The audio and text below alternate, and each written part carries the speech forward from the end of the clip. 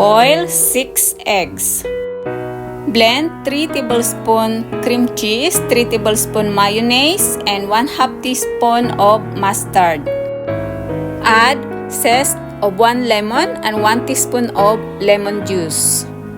Sprinkle on salt and black pepper and a sprig of dill. Also, a thin slice of smoked salmon. Remove the eggshell. Cut the top of the egg and remove the yolks.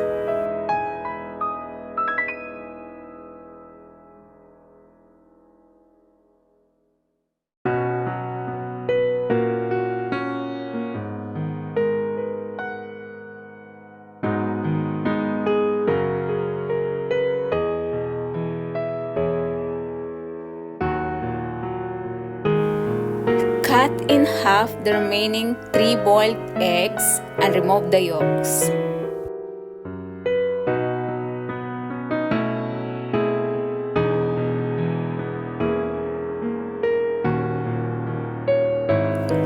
Now, add the yolks to the blender and blend all together.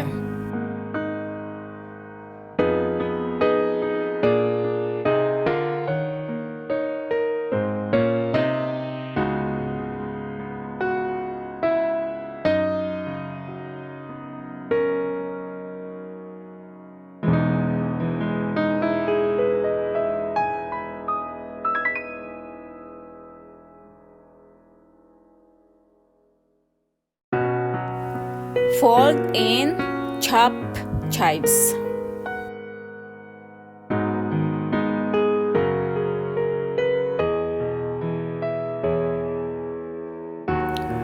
Transfer the mixture to a piping bag.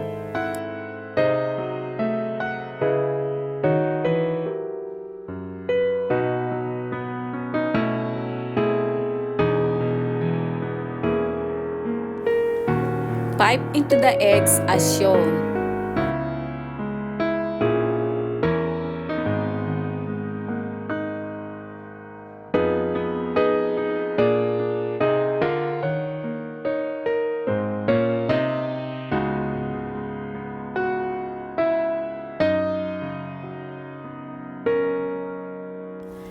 Garnish with dill.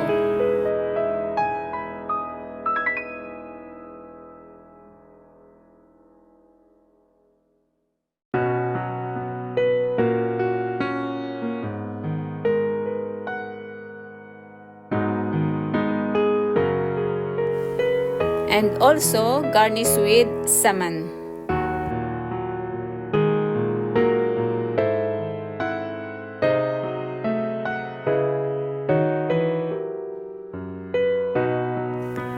Sprinkle chives and parsley.